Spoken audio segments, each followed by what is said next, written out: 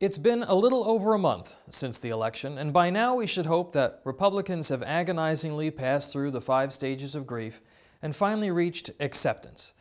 Beyond acceptance, however, we would also hope that the leadership of America's center-right majority is undertaking a learning process that will, in time, lead to the genuine advancement of more limited and liberty-minded government. We have to face the fact that the old so-called conservative movement in this country is a fractured mess, that over the last 30 years has been often tone-deaf, behind the curve tactically, and an abject failure from a policy standpoint. America needs conservative values. It needs a counterweight to progressivism. What it doesn't need is the same old conservative movement. America needs a new right that is genuine, that is effective.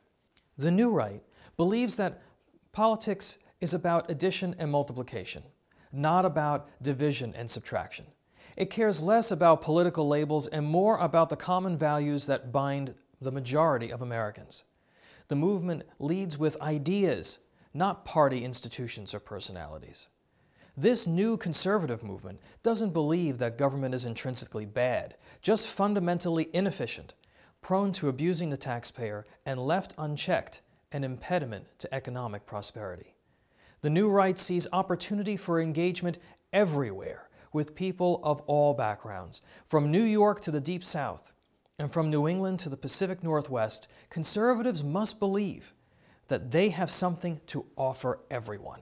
It recognizes that freedom is threatened not just by progressives, but by Republicans and Democrats alike, who increase the size and reach of government without an appreciation of our ability to pay for it or its impact on our freedom or our economy.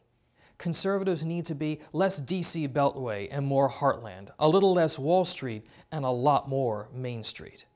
American politics isn't some relitigation of the Crusades. It's not a battle between good and evil, but a serious debate about what works and what doesn't when protecting freedom and prosperity. The new right recognizes that our decaying cities and schools and infrastructure need good, effective government. They need public-private partnerships to inject new ideas into the arena to help solve metastasized problems. There is good work being done by conservative-thinking elected officials across the country, and those need to be heralded. The new right must create a new class of citizen politician and hold elected leadership accountable when they vote for bigger government. A successful movement works to make people understand how government's excesses affect their future on a very personal level. They use the latest technology, targeting methods, and engagement techniques to have a non-threatening conversation with the American people. The new right flatly rejects interference with the free market in the form of crony capitalism, bailouts, and the creation of artificial marketplaces. It must stand firm in favor of policies that maintain a strong dollar and free trade. Most importantly, a new conservatism in America cannot be pampered by abortion and social issues.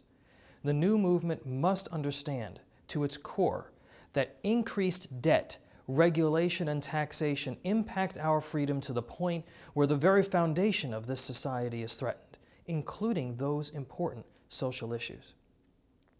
In the absence of leadership, it will be up to us to urge on this new era in American politics, dedicated to righting the conservative ship and creating a legitimate, broad-based movement of ideas to dig us out of our present hole.